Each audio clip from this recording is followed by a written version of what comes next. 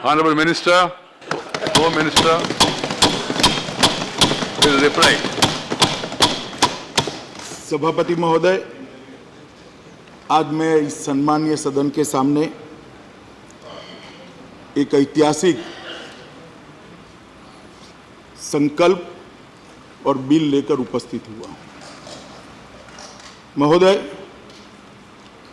मैं जो दो संकल्प और बिल लाया हूं, उसमें कई सारे सदस्यों ने कुछ शंकाएं व्यक्त करी हैं, कुछ अपने विचार रखे हैं, कुछ जेन्युइन कंसर्न भी सदन के पटल पर रखे हैं, कुछ अपनी पार्टी की विचारधारा को भी, लाइन को भी रखने का प्रयास किया है। मगर मैं सदन के सामने स्पष्ट करना चाहता हूं, एज अ लेजिस्लेटर, मैं जब दोनों संकल्प और बिल लेकर आया हूं, तो मैं मानता हूं कि जम्मू कश्मीर में एक लंबे रक्तपात भरे युग का अंत धारा 370 के समाप्त होने से बनेगा। सभापति महोदय, मैं इसके विषय में जाने के पहले आज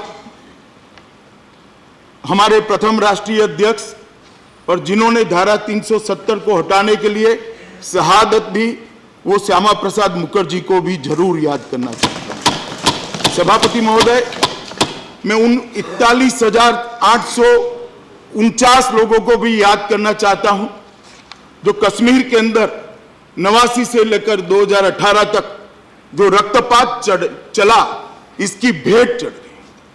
कह रहे हैं, कुछ सदस्यों ने कहा कि इसका हिसाब कौन देगा, क्या होगा। मैं पूछना चाहता हूं, ये 41,849 लोग घाटी के और कश्मीर के मरे, इसका हिसाब किसको देना है।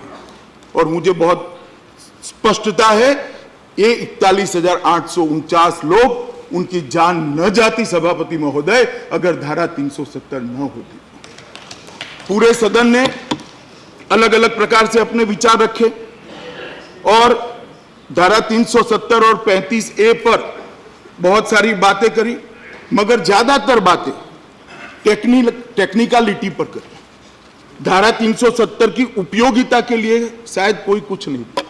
किसी ने कहा कि इतिहास का हिस्सा है, भारत का वादा था, हमारा कमिटमेंट था, वगैरह वगैरह वगैरह। मगर धारा 370 से भारत और विशेषकर जम्मू कश्मीर, लद्दाख और विशेषकर घाटी को क्या प्राप्त होने वाला है, वो किसी ने नहीं बताया। मगर मैं सबसे पहले, सब चीजों को मैं डील करूंगा सभापति महोदय, परंतु सबसे पहले मैं कहना चाहता हूं कि धारा 370 ने जम्मू कश्मीर, लद्दाख और घाटी के लोगों का कितना नुकसान किया है।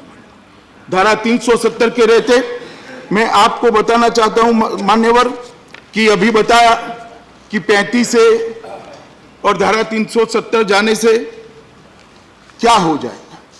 मैं बताना चाहता हूं कि उदाहरण देकर, मान्यवर, देश का विभाजन हुआ, पाकिस्तान की रचना हुई, देश भर में पाकिस्तान से निराश्रित लोग आए, पाकिस्तान से शरणार्थी आए, कुछ पंजाब में गए, कुछ गुजरात में गए, कुछ महाराष्ट्र गए, कुछ जम्मू कश्मीर में भी गए। मान्यवर, जम्मू कश्मीर में जो पाकिस्तान के शरणार्थी गए, उनको आज तक नागरिकता नहीं मिली, वो वहां काउंसिलर भी नहीं बन सकते। क्या ये उनके साथ अन्याय नहीं है? अन्याय है या नहीं? और देश में क्या हुआ? इस देश को 2 प्रधानमंत्री पाकिस्तान से आने वाले शरणार्थियों ने दिए, श्री मनमोहन सिंह और श्री गुजराल साहब। कोई प्रधानमंत्री तो बन सकता है, और जम्मू कश्मीर में जिसने शरण ली वो काउंसिलर नहीं बन सकता है। ये कहां क्या न्याय है? जो इसके पक्ष में खड़े हुए हैं उनको इसका जवाब देना चाहिए। ये कहां का न्याय है और क्यों ये अन्याय? मान्यवर, ये कहते हैं कि 370 और 35 से जाएगी तो कयामत आ जाएगी, और 370 के कारण ही जम्मू कश्मीर भारत के साथ जुड़ा। मैं इसके बाद बताना चाहता हूं, मगर मैं आपके माध्यम से सदन के सभी सदस्यों को, देश को और विशेषकर घाटी की जनता को बताना चाहता हूं कि 370 ने जम्मू कश्मीर, लद्दाख और विशेषकर घाटी का क्या नुकसान किया। मान्यवर, 370 के कारण जम्मू कश्मीर में कभी भी लोकतंत्र परकोलेट नहीं हुआ। 370 और 35 के कारण भ्रष्टाचार बड़ा फला फूला, बड़ा पनपा और चरम सीमा पर पहुंचा। 370 और 35 के कारण ही गरीबी घर कर गई। पूरे देश के अंदर विकास दिखाई पड़ता है। घाटी के गांवों को देखते हैं तब हृदय के अंदर संवेदना आती है, आंख में आंसू आते हैं कि आजादी के 70 साल के बाद ये क्यों गुर्बत में जी रहा है, क्यों गरीबी में जी रहा है। मान्यवर, वहां के आरोग्य को भी इतनी सुविधाएं नहीं मिली, आरोग्य की भी, उसका कारण भी 370 है। विकास नहीं हुआ, जम्मू कश्मीर के विकास में बाधक भी 370 है। शिक्षा लेने के लिए जम्मू कश्मीर के बच्चों को देश भर के शिक्षा संस्थानों में जाना पड़ता है, इसका भी कारण 370 है। ये 370 मान्यवर महिला विरोधी भी है, दलित विरोधी भी है, आदिवासी विरोधी भी है और आतंकवाद की जड़ भी 370 है। मैं देख रहा हूं अभी सामने, मगर मैं सब चीजों का डिटेल जवाब देना चाहता हूं माननीय। सबसे पहले मैं लोकतंत्र की बात करूंगा। इस देश के अंदर संविधान का 73वां और 74वां संशोधन आया, मगर चूंकि 370 थी, वो जम्मू कश्मीर में अप्लाई नहीं हुआ। जम्मू कश्मीर में अप्लाई नहीं हुआ। देश भर के अंदर स्वर्गीय प्रधानमंत्री राजीव गांधी लेकर आए, मगर जम्मू कश्मीर में अप्लाई नहीं हुआ। जब आजाद साहब मुख्यमंत्री थे तब भी नहीं कर पाए। क्यों नहीं कर पाए? क्योंकि वहां धारा 370 थी और वहां कॉन्सेंसस नहीं बन पाता था। मान्यवर, पंचायत और नगर पालिका के चुनाव होते भी नहीं थे। आज भी वहां पर 73 और 74वां संशोधन लागू नहीं हुआ है। आज ये सदन पास करेगा, कल लोकसभा पास करेगी। 73 और 74वां संशोधन ऑटोमेटिकली जम्मू कश्मीर को अप्लाई। मान्यवर, पंचायत के चुनाव वहां नहीं होते थे, नगर पालिका के चुनाव नहीं होते थे। लेजिस्लेटर सुनकर मैं 25 लोगों ने कहा कि लेजिस्लेशन को क्यों भरोसा में। मैं पूछना चाहता हूं, 40,000 से ज्यादा पंच सरपंच का अधिकार 70 साल तक ले लिया, इसका जिम्मेदार कौन है? इसका जिम्मेदार है 370। माननीय राष्ट्रपति शासन हुआ, राष्ट्रपति शासन में माननीय प्रधानमंत्री जी ने आग्रह किया और जम्मू कश्मीर के पंचायत एक्ट के तहत वहां चुनाव हुए। आज 40,000 पंच सरपंच गांव की सेवा सीधी कर रहे हैं, उनके हाथ में 3500 करोड़ रुपया पहुंचा। यह अधिकार नहीं मिला, मगर कोई नहीं बोलेगा। हमें कहते हैं वोट बैंक की राजनीति करें। क्यों घाटी में सिर्फ मुसलमान रहते हैं? क्या कहना चाहते हैं आप? घाटी में भी मुसलमान भी रहते हैं, हिंदू भी रहते हैं, सिख भी रहते हैं, बौद्ध भी रहते हैं, जैन भी रहते हैं। धारा 370 अच्छी है तो सबके लिए अच्छी है और बुरी है तो सबके लिए बुरी है। हम धर्म की राजनीति नहीं करते। मान्यवर, 3 परिवारों के शासन ने जम्मू कश्मीर को बैन में रखा। जम्मू कश्मीर के अंदर लोकतंत्र को परकोलेट नहीं होने दिया और आज ये राष्ट्रपति शासन के अंदर प्रधानमंत्री जी के अगुवाई में वहां पर चुनाव हुआ। 40,000 पद सरपंच आज काम कर रहे हैं। चुनाव में एक बूंद भी खून की भूमि पर नहीं गिरी, शांतिपूर्ण चुनाव हुआ और 5-5%, 7-7% वोट लेकर ये देश की सबसे बड़ी पंचायत में जो लोग आते हैं, मैं उनको कहना चाहता हूं 50-50% वोटिंग हुआ। ये बात बताती है कि जम्मू कश्मीर की जनता जमहूरियत चाहती है, लोकतंत्र चाहती है। अभी भी मैं कहना चाहता हूं कि एक बार संपर्क बनाइए, राजनीति से ऊपर उठिए, वोट बैंक की राजनीति को किनारे करिए, तो आपको मालूम पड़ेगा कि 370 ने जम्मू कश्मीर का कितना किया। मान्यवर, मैंने कहा जम्मू कश्मीर की गरीबी के लिए, जम्मू कश्मीर की गरीबी के लिए 370 जिम्मेदार है। और मैं कुछ आंकड़े देना चाहता हूं। 2004 से 2019 तक 2,77,000 करोड़ रुपया जम्मू कश्मीर को भारत सरकार की ओर से भेजा गया। 2,77,000 करोड़ रुपया नरेंद्र मोदी पैकेज के अलावा। मान्यवर, नीचे देखते हैं तो जमीन पर कुछ नहीं।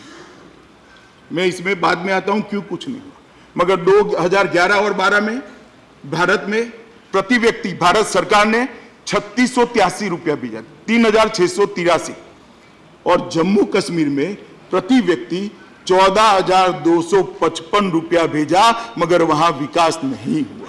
क्यों नहीं हुआ? क्योंकि करप्शन को कंट्रोल करने वाली एजेंसियों को वहां एंट्री नहीं है। कौन रोकता है? 370 रुपये।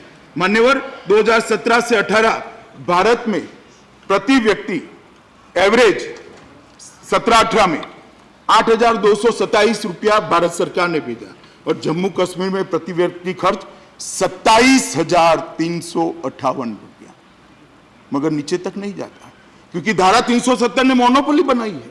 वहां का ही व्यक्ति बिजनेस कर सकता है। चंद लोग जो 3 परिवार के साथ जुड़े हैं, उन्होंने सीमेंट की एजेंसियां ले ली, लोहे की एजेंसियां ले ली। मान्यवर, मैं बताना चाहता हूं, सीमेंट वहां पर देश से 100 रुपया प्रति थैली महंगा है। 100 रुपया प्रति थैली महंगा। क्यों?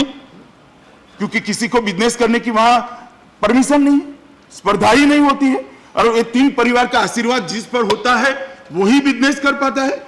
मान्यवर, मैं पूछना चाहता हूं, आज जो 370 की वकीलात करते हैं उनको, ये रुपया कहां गया? जम्मू कश्मीर बैंक के अंदर ऑडिटर गया, एडमिनिस्ट्रेटर रखा, अच्छे अच्छे के चेहरों पर मैंने मान्यवर सर्दियों में पसीना देखा है। और ये जो हो हल्ला हो रहा है वो जम्मू कश्मीर के लिए नहीं हो रहा है, क्योंकि हो हल्ला इसलिए हो रहा है कि अब जांच शुरू हुई, वहां राष्ट्रपति शासन है, जांच शुरू हुई है, इसलिए हो हल्ला हो रहा है। मैं समझता हूं कि इसको एक अलग रंग देना चाहते हैं। और मान्यवर, क्या मिला घाटी के व्यक्ति को? देश आजाद हुआ, देश भर में एवरेज कीमत 1 एकड़ की 3,000 रुपया थी। देश के कई हिस्सों में 30 लाख हो गए, कई हिस्सों में 10 लाख हो गए, कहीं पर 3 करोड़ हो गए, मगर 10 लाख से नीचे शहर के आसपास कहीं पर जमीन का दाम कम नहीं है। और आज जम्मू कश्मीर में क्या है? 3,000 से 30,000 भी नहीं हुआ। जिसके पास भूमि है उसका दाम क्यों नहीं बढ़ा? क्योंकि खरीदारी नहीं है, कोई खरीद ही नहीं सकता है। अब जब कोई खरीद नहीं सकता है तो दाम भला कहां से बढ़ेगा? भाई, क्यों गरीब रखना चाहते? मैं पूछना चाहता हूं कि आप उस व्यक्ति को जिसके पास भूमि है उसको गरीब क्यों रखना चाहते? इसकी वेल्थ को क्यों नहीं बढ़े? राम गोपाल जी कह रहे हैं, मान्यवर आपके माध्यम से, मैं लखनऊ के आसपास कितना भाव हुआ, कितना रेट हो गया, तो श्रीनगर वाले को राम गोपाल जी अधिकार नहीं है क्या? हमें नहीं देना है क्या? क्यों रोक कर रखना है उसको? मान्यवर, ये गरीबी जो वहां गई है, बढ़ी है, इसका मुख्य कारण धारा 370 और 35 है। मान्यवर, भ्रष्टाचार अथाह हुआ, करोड़ों रुपया, हजारों करोड़ रुपया भारत सरकार ने भेजा, भ्रष्टाचार की भेंट चढ़ गया, और कोई भ्रष्टाचार को कंट्रोल करने वाले कानून वहां पर अप्लाई नहीं होने दे, 370 का उपयोग। मान्यवर, पर्यटन, पूरी दुनिया मानती है कि कश्मीर की घाटी और लद्दाख जमीन पर का स्वर्ग है। मुगल काल से सब लोग मानते हैं, मगर पर्यटन जितना बढ़ना चाहिए था वहां नहीं। बर्फ भी है, तालाब भी है, घाटी भी है, वन भी है, अपार और अथाह संभावनाएं पड़ी है पर्यटन की, मगर वहां पर पर्यटन नहीं बढ़ा, क्योंकि कोई भी अच्छा होटल वहां भूमि ही नहीं खरीद सकता, और भला कौन जाएगा बाद में? पर्यटन की संभावनाओं को सीमित करने का काम धारा 370 ने। बड़ी बड़ी कंपनियां वहां जाना चाहती है, अच्छे होटल लगाना चाहती है, बहुत बड़ी ट्रैवल कंपनियां वहां अपना ऑफिस खोलना चाहती है, घाटी के अंदर खोलना चाहती है। खुल गई तो घाटी के लोगों को रोजगार मिलेगा, घाटी के युवाओं को कामकाज मिलेगा, वो टैक्सी चलाएगा, वहां नौकरी करेगा, कोई गाइड बनेगा। परंतु वहां इसलिए पर्यटन बढ़ नहीं सकता क्योंकि वहां पर 370 के कारण कोई बड़ी पर्यटन कंपनी, मतलब ट्रैवल एजेंसी वहां जा नहीं सकती है, कोई बड़ी कंपनी वहां होटल भी नहीं बने। वहां हजरतवाल है, शंकराचार्य है, वैष्णो देवी है, अमरनाथ है, ढेर सारी रिलीजियस टूरिज्म की संभावना भी वहां पर पड़ी है, मगर इसको ढंग से सभी संभावनाओं को उसका दोहन नहीं हो पाता है, उसको एक्सप्लोर नहीं कर, मानवर विकास भी नहीं होता। कोई व्यक्ति आज जम्मू और कश्मीर में बड़ी इंडस्ट्री लगाना चाहता है तो मुझे जरा समझा दे, 370 के पक्ष में बोलने वाले, मैं थोड़ी देर ज्यादा बैठूंगा, वो कैसे लगाएगा?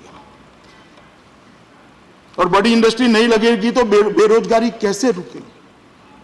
कोई स्मॉल स्केल इंडस्ट्री वहां जाकर लगाना है, स्मॉल स्केल इंडस्ट्री भी, पंजाब से जाकर, हिमाचल से जाकर 35 है और 370 है, वो कहां से लगाएगा? क्यों आप मोनोपोली में आज भी कश्मीर को जकड़ कर रखना? मान्यवर, मैं आपके माध्यम से घाटी के युवाओं को भी कहना चाहता हूं, ये जो आपको स्वप्न दिखाते हैं 370 से घाटी का युवा का कोई भला नहीं होने वाला है। कुछ सियासतदानों का भला होने वाला है, कुछ पॉलिटिशियनों का भला। घाटी को कोई फायदा नहीं। कोई मुझे गिना दे क्या फायदा है, समझा दे क्या फायदा है। हाँ भाई, बिजली मिल जाएगी, चलो 370 चालू रखो। टॉयलेट मिल जाएगा, 370 चालू रखो। रोजगारी मिल जाएगी, 370 चालू रखो। तनख्वाह 5,000 मिलती है, 15,000 हो जाएगी, 370 चालू रखो। और संस्कृति भाषा, बाकी सारे राज्य, इतनी सारी रियासतें जुड़ गई, सबका संस्कृति भाषा विलोपित हो गया है क्या? विलोपित हो गया भारत में।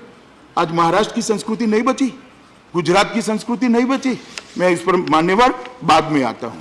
आरोग्य, हेल्थ, उसकी भी हालत वहां पर खस्ता हाल है, क्योंकि जिस प्रकार से आबादी बढ़ रही है देश भर में, सरकारें, इस देश का अकेली सरकार इस देश के हेल्थ को अप टू मार्क नहीं रख सकती। कई जगह पर पीपीपी मॉडल को स्वीकार किया गया, कई जगह पर प्राइवेट हॉस्पिटलों को लाया गया मान्यवर, मगर यहां ना पीपीपी मॉडल भी हो सकता है, ना प्राइवेट हॉस्पिटल भी हो सकता है। अगर किसी के प्रभाव से चले जाए तो चले जाए, मगर जब संपत्ति ही अपने नाम पर नहीं होती है तो कोई कैसे जाए? और क्या तर्क है इसके पीछे? आरोग्य को भी सुधरने नहीं देंगे हम। आज प्रधानमंत्री आयुष्मान भारत योजना आ गई, मगर अस्पताल कहां? उसको 5 लाख रुपया उपयोग करने का अधिकार मिल गया, नर्स कहां, डॉक्टर कहां? 35 है, कौन डॉक्टर वहां जाएगा? इसके बच्चे को ना वहां वो मताधिकार है, ना वो अपना मकान खरीद सकता है, ना अपनी भूमि खरीद सकता है, ना अपनी ढंग से वहां रहकर मतदान प्राप्त कर सकता है। कौन विश्व का बड़ा डॉक्टर वहां जाकर रहेगा? मुझे जरा 370 की वकालत करने वाले बताएं, कौन मुंबई से डॉक्टर वहां जाकर रहेगा? उड़ीसा में ढेर सारे डॉक्टर जाते हैं, देश भर के जाते हैं, दुनिया भर के जाते हैं। गुजरात में दुनिया भर के डॉक्टर आते हैं, देश के आप, मगर उसको घर खरीद करने की वहां पर परमिशन है। मान्यवर, वो अपने आप को सेफ महसूस करता है, उसको लगता है कि मैं 4 पैसा कमाऊंगा या इन्वेस्ट करूंगा तो वो सलामत है। कोई नहीं जाता मान्यवर, और इसके कारण ये आरोग्य पर भी ढेर सारी जो कमियां दिखती है, उसका मूल कारण भी 300। मैं बहुत शॉर्ट में आंकड़े के साथ में डिटेल में भी बता सकता हूं। आंकड़े तो मैं कल एक पत्र लिखकर गुलाम नबी साहब को भेजने भी वाला हूं कि भाई देखिए, आप भी पुनर्विचार करिए जरा, अभी भी समय है। मान्यवर, शिक्षा, देश भर के 6 से 14 साल के बच्चों को शिक्षा का अधिकार 2009 में मिल गया। संविधान के अंदर सुधार हुआ, राइट टू एजुकेशन मिला। आज कश्मीर में नहीं है। मैं आपके माध्यम से जो लोग 370 के लिए बोलते थे, चाहे कपिल सिब्बल साहब हो, चाहे चिदम्बरम साहब हो, चाहे गुलाम नबी आज़ाद, क्यों कश्मीर के घाटी के बच्चों को शिक्षा का अधिकार नहीं मिलना चाहिए, इसका जवाब 370 के एडवोकेट्स ने देना चाहिए। क्यों नहीं मिला उनको वो अधिकार? क्योंकि यहां संविधान का हमने जो सुधार किया वहां स्वीकृत नहीं किया। अब कोई जरूरत नहीं है, कल अगर लोकसभा इसको पारित करती है तो शिक्षा का अधिकार कल रात से जम्मू कश्मीर के हर बच्चे को मिलेगा, हर बच्चे को मिलेगा। मान्यवर, प्राइवेट एजुकेशनल इंस्टीट्यूशन नहीं आते, क्यों जाएंगे वहां? कौन प्रोफेसर वहां पढ़ाने जाएगा? कौन अपना पैसा निवेश करेगा? इसके नाम पर तो संपत्ति नहीं हो सकती। एप्रिसिएशन होगा, वो उसको फायदा नहीं मिलेगा। कौन भला जाकर वहां खोले? और क्यों पकड़ कर रखना चाहते हैं तुमसे? कारण क्या है? मैं नहीं समझ पाता। मान्यवर, कोई कारण हो तो बताना चाहिए। आप अचानक बिल लेकर आए, हमें मौका नहीं दिया, हमें ये नहीं किया। मैं बताना चाहता हूं, हम तो साहब राष्ट्रहित का बिल लेकर आए थे। आप इंदिरा जी को इलाहाबाद के जजमेंट से बचाने का संवैधानिक सुधार उसी दिन लेकर उसी दिन पारित कर इस देश की डेमोक्रेसी को, और हमें उपदेश देते हैं। मान्यवर, मैं बताता हूं, मैं तो जो बिल को पायलट कर आया हूं, मान्यवर, मैं तो जो बिल को पायलट कर आया हूं, वो बिल के अंदर मैं मानता हूं, मतभेद हो सकता है, मैं मानता हूं 370 और 35 से हटाने से घाटी का, जम्मू का, लद्दाख का भला होने वाला है और साच अर्थ में जम्मू कश्मीर ये 370 और 35 से हटने के बाद मान्यवर भारत का अभिन्न अंग बनने वाला है। शेड्यूल बता दें, शेड्यूल 1 में जम्मू कश्मीर राज्य है। गुलाम नबी साहब ने बताया कि शेड्यूल 1 में जम्मू कश्मीर राज्य है। मैं पूछना चाहता हूं, जम्मू कश्मीर राज्य है वो तो मैं मानता हूं, मगर मुझे बताइए कि भारत की दोनों संसद जो कानून पारित करती है वो जम्मू कश्मीर में अप्लाई होता है क्या? जम्मू कश्मीर के नागरिकों को उसका फायदा मिलता है क्या? सरकारें कानून सरकार चलाने के लिए नहीं बनाती, सरकारें कानून नागरिकों के भले के लिए बनाती है, भले के लिए। और अगर नागरिकों के भले के लिए इस देश की संसद ने, दोनों सदनों ने कोई कानून को पारित किया मान्यवर, वो वहां पहुंचता ही नहीं। गुलाम नबी साहब ने मान्यवर मुझे कहा, मुझे एड्रेस कर कर कहा कि इंटरस्टेट शादियां होने लगी। अब सुनते नहीं है साहब, मेरा थोड़ा गुलाम नबी साहब सुन ले मान्यवर। उन्होंने कहा इंटरस्टेट शादियां हो रही। मुझे बताइए साहब, इंटरस्टेट जम्मू कश्मीर की बच्ची ने किसी ओडियावासी से शादी कर दी तो उसको और उसके बच्चों को वहां पर कोई अधिकार मिलने वाला है क्या?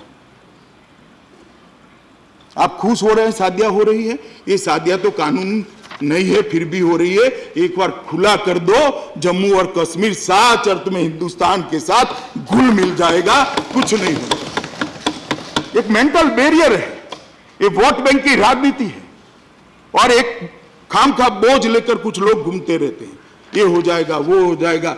मान्यवर कुछ नहीं होने वाला है। मान्यवर शिक्षा के अधिकार को वहां ले जाना है तो भी 370 चाहिए। महिलाओं के सारे अधिकार के कानून जो बने हैं और उनको, महिलाओं को, उनके बच्चों को अगर अधिकार देना है तो भी 370 चाहिए मान्यवर। ये 370 दलित और आदिवासी विरोधी है मान्यवर। मैं पूछना चाहता हूं कि वहां कितना % ओबीसी है मान्यवर। आपके माध्यम से मैं रामगोपाल जी को भी पूछना चाहता हूं कि उनकी पार्टी तो ओबीसी की खैरख्वाह पार्टी है, हमेशा बात करती है। आपको मालूम है रामगोपाल जी, वहां पर ओबीसी को रिजर्वेशन ही नहीं मिल पाता है। ट्राइबल्स को राजनीतिक रिजर्वेशन नहीं मिलता, दलित को राजनीतिक रिजर्वेशन नहीं मिलता। इसीलिए आज बहन मायावती की पार्टी ने इसका समर्थन किया है, इसके पक्ष में वोट। मैं सुन रहा था सर, मान्यवर कब तक इनके साथ अन्याय करें? और ये जो ट्राइबल है सिर्फ हिंदू नहीं है, जो कहते थे वोट बैंक हम वोट बैंक की भाई वो तो गुर्जर है, मुस्लिम गुर्जर है, उनको भी रिजर्वेशन से वंचित करा है। कोई ये तो समझा दे प्राप्त क्या होगा।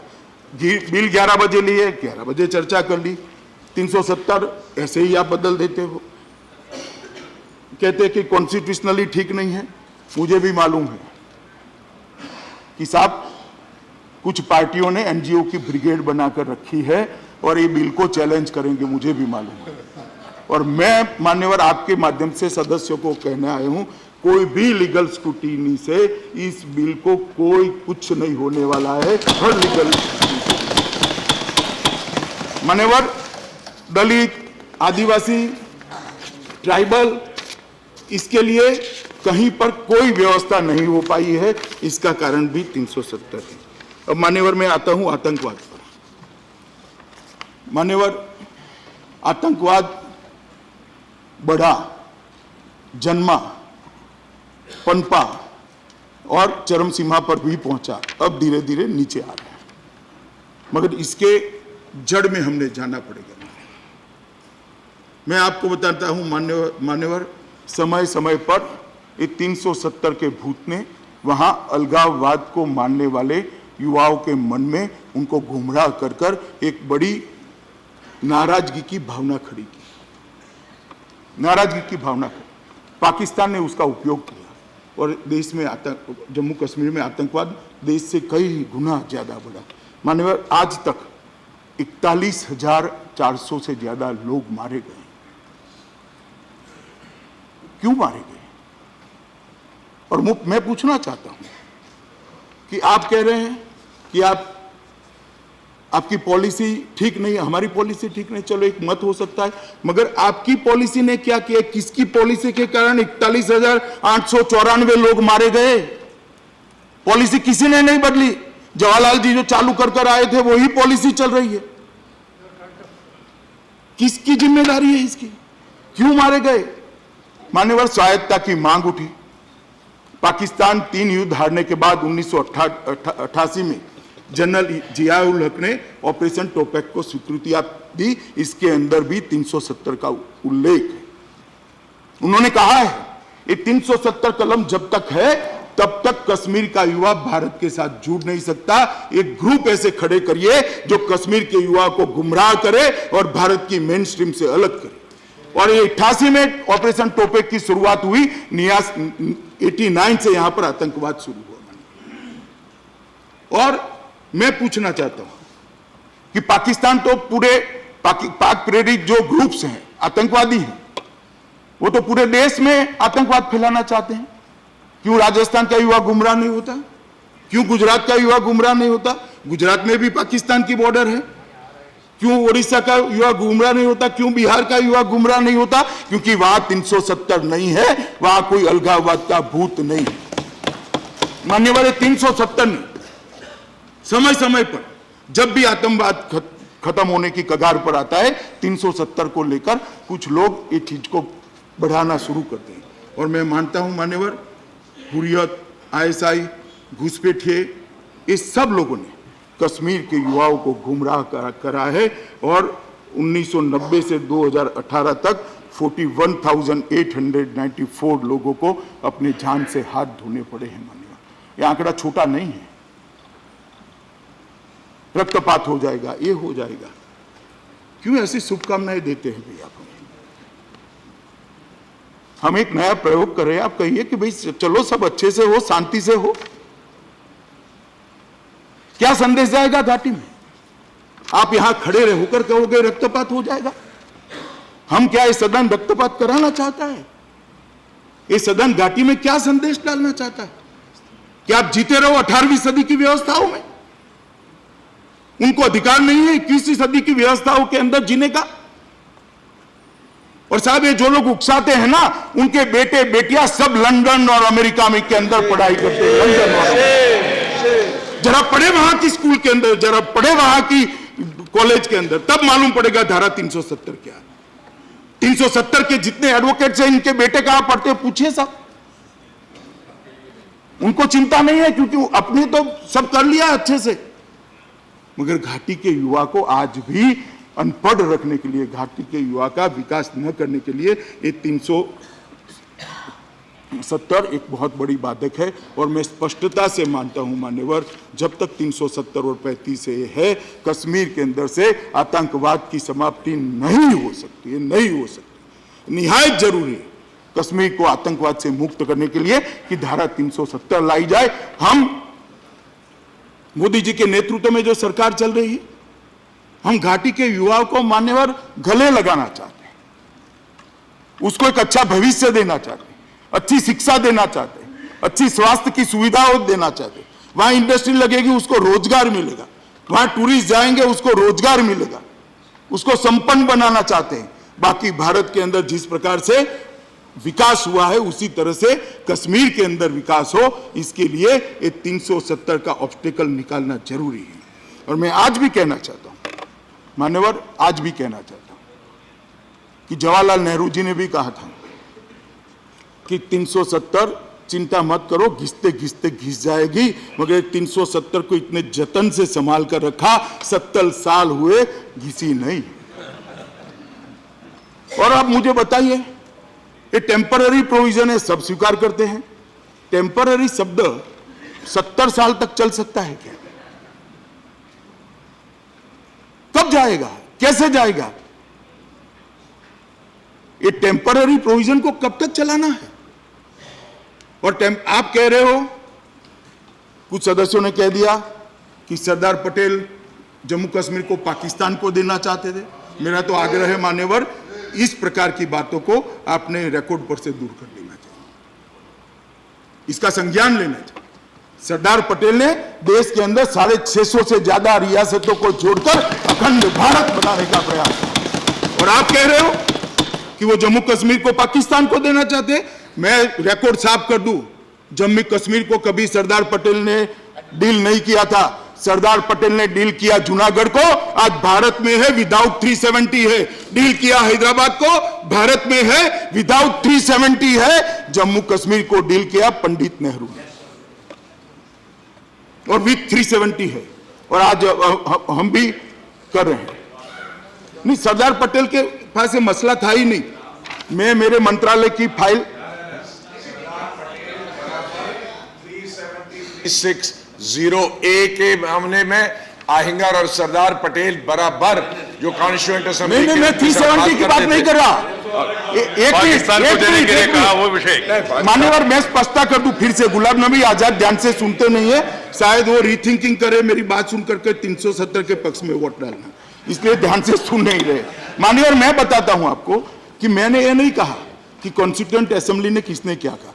ये मामले को कौन देख रहा था, इसमें कहीं सरदार पटेल साहब का जिक्र ही नहीं है, दखल भी नहीं। और मैं बताता हूं मगर रखो, जरा भी दखल नहीं। पंडित नेहरू अमेरिका में थे और ये 370 मैं 370 की बात नहीं कर रहा। 370 डिस्कस अभी भी आप समझ रहे हैं। आहिंगर और सरदार पटेल और मौलाना आजाद 370 के बारे में नहीं। मैं 370 के बारे में कह ही नहीं रहा, भारतीय संघ के साथ संधि के बारे में कह रहा हूं। इसमें कहीं भी और भी सरदार पटेल नहीं थे। मान्यवर, मेरा विनम्रता से कहना है कि 370 है, ये आतंकवाद की झनक है, इसलिए 370 का जाने का समय आ गया है। और अगर आज 370 नहीं जाती है तो आतंकवाद को हम जम्मू कश्मीर से नाबूद नहीं कर पाएंगे। मान्यवर, कुछ लोगों ने कहा कि 370 जम्मू कश्मीर को भारत के साथ जोड़ती है। स्पिरिट से देखा जाए तो वो ठीक है, मगर मैं दो तिथियां कहना। महाराजा हरि सिंह द्वारा 27 अक्टूबर 1947 में instrument of accession of Jammu Kashmir में साइन किया गया। वो कब करा? 27 अक्टूबर 1947 में, और 370 1949 में आई।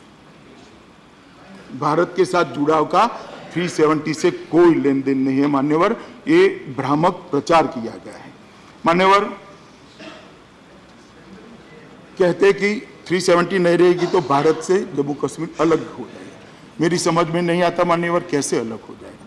और मैं घाटी के लोगों को कहना चाहता हूं, इस देश में बहुत सारी रियासतें थी, 370 के बगैर, 35 के बगैर भारत के साथ घुल मिल गई, मगर सबने अपनी अपनी संस्कृति बनाकर रखी। मराठियों ने, महाराष्ट्र ने अपनी संस्कृति बनाकर रखी, भाषा भी संभाल कर रखी। गुजरात ने अपनी संस्कृति बनाकर रखी है, भाषा भी संभाल कर रखी है। तमिलनाडु ने अपनी संस्कृति बनाकर रखी है, अपनी भाषा को भी वो प्रोटेक्ट करते हैं। तेलुगु राज्यों ने अपनी संस्कृति बनाकर रखी है, अपनी भाषा को।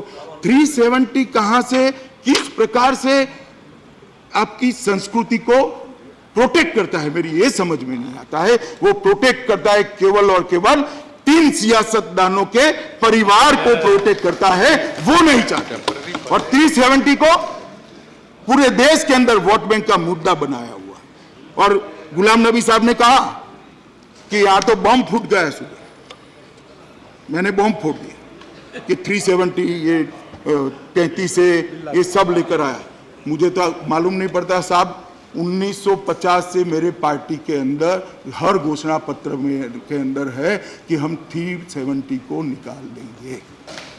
इस बार भी था, क्योंकि हमारा शुरू से मानना है कि जम्मू कश्मीर के हित में नहीं है, भारत के हित में तो नहीं ही है, मगर जम्मू कश्मीर के हित में भी नहीं है, और विशेषकर घाटी के हित में नहीं है मान्यवर। इसलिए मैं मानता हूं कि 370 तुरंत जानना चाहिए। मान्यवर, 1964 के अंदर लोकसभा के अंदर एक चर्चा हुई थी, लोकसभा के अंदर चर्चा हुई, इसमें राम मनोहर लोहिया जी ने एक बहुत, आपके माध्यम से मैं राम गोपाल जी को थोड़ा याद, लोहिया जी की बात कर रहा हूँ, राम मनोहर लोहिया जी ने कहा कि जब तक धारा 370 है, भारत और कश्मीर का एकीकरण नहीं हो सकता है, एक रूपता नहीं आ सकती है। मधुलिमिया ने कहा, सरजू पांडे ने कहा, एच.ए. मुखर्जी ने कहा, इंदर मल्होत्रा ने कहा, समनानी ने कहा, अब्दुल गनी कश्मीर के ही मुस्लिम सांसद थे, उन्होंने कहा, गोपाल दत्त मैंगी ने भी कहा, श्यामलाल सराफ ने कहा और कांग्रेस के 14 संसद सदस्यों ने भी कहा। सदन को स्थगित कर दिया। उस वक्त भी रूल का भंग हुआ था। सदन को स्थगित कर दिया। दूसरे दिन व्हीप डाला और व्हीप डालकर कांग्रेस के लोग इसके पक्ष में वोट न डाले, इसकी व्यवस्था कर चर्चा हुई। मगर उस वक्त इस देश के गृहमंत्री, तत्कालीन गृहमंत्री गुलजारी लाल नंदा ने कहना पड़ा, बहुत सारे सदस्यों की भावना है, हम अभी ये उचित समय नहीं है, कुछ ही समय के अंदर इस पर सोच विचार कर कदम उठाएंगे, संवैधानिक कदम उठाएंगे। मेरा जन्म 64 में हुआ था, सब 55 साल चले गए। ये उचित समय आया नहीं। उचित समय तब आया जब श्री नरेंद्र मोदी इस देश के प्रधानमंत्री। मान्यवर, इसमें कोई उचित समय की जरूरत नहीं थी, पॉलिटिकल विल चाहिए थी। मत बैंक की राजनीति से ऊपर उठकर देश के लिए फैसला करने का जिगर चाहिए था, और वो जिगर हमारे प्रधानमंत्री नरेंद्र मोदी ने। और मान्यवर, ये पॉलिटिकल विल के कारण ही आज 370 को सीज करने का प्रस्ताव लेकर मैं इस सदन के सामने आया हूं। मान्यवर, 370 का बहुत सारा अच्छा बुरा उपयोग दुरुपयोग भी हुआ है। मैं एक छोटा सा उदाहरण देना चाहता हूँ। इमरजेंसी आई सर, इंदिरा जी एक प्रस्ताव लेकर आई कि सारे विधायक मंडल और सारी संसद का कालखंड 6 साल कर देंगे। तब से जम्मू कश्मीर असेंबली ने 370 होते हुए उसको एडॉप्ट कर दिया और 6 साल कर दिया। बाद में मोरारजी देसाई आए, मोरारजी भाई आए, उन्होंने डू अनडू कर दिया, 6 साल से फिर से 5 साल किया। मगर 370 के कारण वहां 5 साल नहीं हुआ, आज भी 6 साल ही है। इस प्रकार से अगर आप इसको ऑपरेट करोगे तो मैं मानता हूं मान्यवर कि ठीक नहीं होगा। काफी सारे सदस्यों ने काफी सारी बात जानना चाही। प्रसन्न आचार्य जी ने कहा कि अगर ये प्रस्ताव पारित होता है तो आप रिजर्वेशन का बिल लेकर क्यों आए। मैं प्रसन्न आचार्य जी को स्पष्टता करना चाहता हूं कि रिजर्वेशन का बिल लेकर मैं इसलिए आया हूं कि सदन में तो आज पास हो जाएगा साथ में, मगर वहां का सदन क्या करेगा मुझे मालूम नहीं है, इसलिए मैं लेकर आया हूं। अगर वहां का सदन भी पास कर देगा तो मैं रिजर्वेशन के बिल को नहीं मूव करूंगा, क्योंकि रिजर्वेशन के बिल को मूव करने की जरूरत ही नहीं होगी। 10% रिजर्वेशन ऑटोमेटिकली जम्मू कश्मीर को अप्लाई करेगा। और उस सबसे पहली शुरुआत स्वपन दास जी ने कहा 370 के लिए संवैधानिक सुधार की जरूरत है या नहीं है। स्वपन दास जी, नहीं है। अगर सभापति महोदय कहते हैं तो मैं पूरा कॉन्स्टिट्यूशनल पोजीशन भी सदन के सामने रखने के लिए तैयार हूं, मगर ये नहीं है। उन्होंने कहा कि कब तक ये यूटी रहेगा। मान्यवर, मैं गुलाम नबी साहब और जितने सारे लोगों ने, बहुत सारे लोगों ने यूटी बनाने पर अपनी आपत्ति दर्ज करी। मैं निश्चित रूप से उनको आश्वस्त करना चाहता हूं कि जैसे ही नॉर्मल परिस्थिति हो जाएगी, उचित समय आएगा, हम इसको फिर से स्टेट बनाने के लिए और मैं आज इस सदन से के माध्यम से जम्मू कश्मीर की जनता को भी कहना चाहता हूं, जम्मू कश्मीर भारत का मुकुटमणि है और इसमें हमें कोई मतभेद, कोई दिक्कत नहीं। जब भी उचित समय आएगा, मगर जिस प्रकार के भाषण हो रहे हैं आज, मुझे लगता है कि थोड़ा लंबा समय जाएगा, क्योंकि ये भाषण बाद में घाटी में भी होने वाले हैं। अगर स्थिति नॉर्मल होती है तो हमें कोई ज्यादा इसको लंबा करने में कोई शौक नहीं है, ना हम करना चाहते हैं। वाइको जी ने कहा कासावो बन जाएगा कश्मीर। वाइको जी आश्वस्त रहिए, कुछ कासावो नहीं हो जाएगा। ये स्वर्ग था, है और रहने वाला। कासावो नहीं बनने देंगे, आप चिंता मत करिए। आपको वही करना है। श्रीमान शिवा ने कहा कि भाई ये बाकी सारे राज्यों के अंदर भी ये रूट आप लेंगे। मैं माननीय सदस्य शिवा जी को और सारे सदन को आश्वस्त करना चाहता हूं, बाकी कोई राज्य में 370 नहीं है, इस प्रकार की विशिष्ट परिस्थिति भी नहीं है।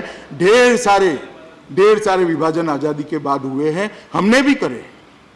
हमने उत्तराखंड बनाया, हमने झारखंड बनाया, हमने छत्तीसगढ़ बनाया, आपने आंध्र और तेलंगाना बनाया, और मुझे इतने सारे सलाह देते हैं मान्यवर, मैं उनको आंध्र तेलंगाना के डिवीजन का दृश्य जरा आंख बंद कर याद करे कैसे करा था।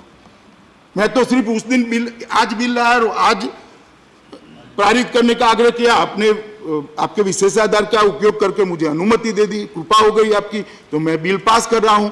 आपने तो सार्जेंट से उठाकर सबको बाहर डाला, दरवाजे बंद करे, टीवी बंद करा, और उसके बाद में आंध्र और तेलंगाना बनाया था, जो आज में नहीं। तो हमें मत समझाइए कि किस तरह से होता है। मान्यवर गुलाम नबी आजाद साहब ने कहा कि हजारों विधवा हुई हैं कश्मीर की 370 को बचाने के लिए, 370 को बचाने के लिए या कश्मीर को बचाने के लिए कम विधवा हुए। गुलाम नबी आजाद साहब, विधवाएं जरूर हुई हैं, 41,000 से ज्यादा लोग मारे गए, हुई है, मगर 370 के कारण। और मैं स्पष्ट संदेश देना चाहता हूं घाटी के लोगों को, 70 साल तक 370 के साथ जिए। ये 370 के वादों को कांग्रेस सरकारों ने बार बार दोहराया, गुमराह किया। मैं कहता हूं हमें 5 साल दे दीजिए, हम कश्मीर को देश का सबसे ज्यादा विकसित राज्य बनाएंगे।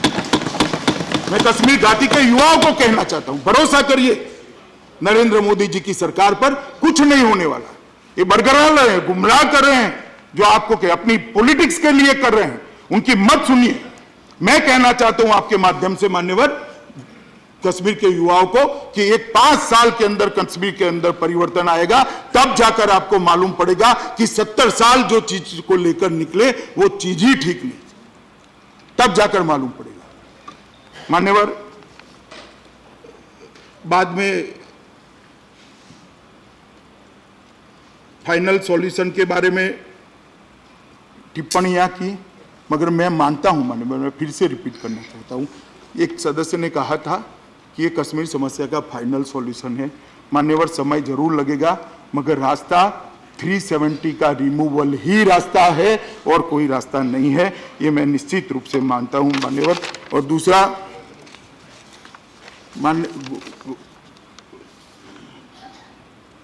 चिदम्बरम जी ने सवाल किया कि 370 का उपयोग 370 के सुधार के लिए कैसे कर सकते हैं। जो कॉन्स्टिट्यूशन ऑर्डर आया है चिदम्बरम जी, 367 रेड विथ 371D है, आप एक बार ध्यान से उसको देख लीजिएगा तो कॉन्स्टिट्यूशन ऑर्डर की वैधता आपको भी मालूम हो जाएगी। मान्यवर, मैं आज इस भाषण के अंदर कोई पॉलिटिक्स करना नहीं चाहता, मेरे पास बहुत सारा मटेरियल है, परंतु मैं बड़े भाव के साथ आज ट्रेजरी बेंच के और विपक्ष के दोनों सदस्यों को कहना चाहता हूं कि अलग अलग रास्तों से धारा 370 के साथ कश्मीर के अंदर सामान्य स्थिति लाने का प्रयास सबने अपने अपने तरीके से मन से करा है। मैं कोई ऐसा नहीं कहता कि किसी ने मन के बगैर किया, आधा अधूरा करा है, सबने मन से करा है, मगर कश्मीर के अंदर सामान्य स्थिति नहीं हुई है, ये वास्तविकता को हमने स्वीकारना पड़ेगा। आज मैं ये जो 2 संकल्प और विधेयक लेकर आया हूं, मुझे लगता है कि कश्मीर की समस्या के समाधान का रास्ता यहीं से होकर निकलेगा, मुझे विश्वास है मान्यवर। तो मैं सभी को कहता हूं कि हम सब वोट बैंक की राजनीति से ऊपर उठ जाएं, हम सब वोट बैंक की राजनीति से ऊपर उठ जाए और कश्मीर को नॉर्मल होने के लिए सरकार की भी सहायता करे, कश्मीर के युवाओं को भी सहायता करे, और कश्मीर के लिए जो अच्छा सोचते हैं वो सब लोग एकत्रित आकर ये धारा 370 हटाने का जो कदम हुआ है, वो कदम को हम लेकर जाएं कश्मीर की जनता के बीच में। और ये सदन यूनाइटेड होकर, सदन की काफ़ी सारी पार्टियां, आमतौर पर हमारे साथ मान्यवर जो पार्टियां नहीं रहती हैं, ऐसी पार्टियों ने भी आज समर्थन में भाषण करे। आप पार्टी ने किया है, बसपा ने किया है, YSRCP ने किया है, TDP ने किया है, बहुत सारे लोगों ने, आज BJD ने किया है, बहुत सारे लोगों ने पक्ष में भाषण दिए है, और सब लोग मानते हैं। AIDMK ने भी किया है, AIDMK ने, AIDMK ने भी किया। और मान्यवर, मैं जो नया जोड़ा उनका नाम ले रहे हैं भाई, अब पुराना है। मान्यवर, और मैं सबको ये भी बात कहना चाहता हूं, रात को घर पर जाकर सुबह के टीवी के कार्यक्रम देखिए। देश की जनता एक मुख से मानती है कि 370 के जाने से कश्मीर हमेशा के लिए स्वस्थ हो जाएगा, अच्छा हो जाएगा, इसकी समस्या का समाधान हो जाएगा। जब जनता का इतना बड़ा दृढ़ विश्वास है, तो आज जनता का विश्वास देखकर मान्यवर मेरा भी विश्वास बहुत बड़ा है। मैं तो पहले से मानता हूं कि 370 कश्मीर को नॉर्मल बनाने के लिए सबसे बड़ा हर्डल है, और मुझे ये भी मालूम है अगर वोट बैंक की राजनीति करना कुछ पार्टियों ने चालू करा तो इसको चैलेंज कर और उसके रास्ते में हर्डल भी खड़े किए जाएंगे। सारे हर्डल को पार करते हुए मान्यवर ये 2 संकल्प और एक जो बिल है वो तीनों, और चौथा रिजर्वेशन का बिल, ये तीनों बिल मान्यवर कश्मीर को नॉर्मल बनाने की दिशा में आगे जाएंगे। और मुझे भरोसा है कि कुछ ही दिनों में हम हंसता डोलता खेलता कश्मीर देखेंगे, और ये जो बम धमाके, गोलियां, बंदूकें और आतंकवाद जो वहाँ दिख रहा है, उसकी जगह हंसते खेलते बच्चे स्कूल के अंदर जाएंगे, बूढ़ों का इलाज भी होता होगा, युवाओं को रोजगारी भी मिलती होगी, और दाल लेक के अंदर कोई भी नागरिक किसी भी प्रकार के डर के बगैर आराम से अपने परिवार के साथ जा पाएगा। ऐसे कश्मीर के हम रचना करेंगे। तो मैं सभी को निवेदन करना चाहता हूं कि कृपया इस दोनों संकल्पों का और बिल का दोनों आप समर्थन करिए, और एक अच्छा मैसेज कश्मीर के अंदर हम डालिए। इतनी करबद्ध विनंती कर मैं मेरी बात को समाप्त करता हूं। I shall now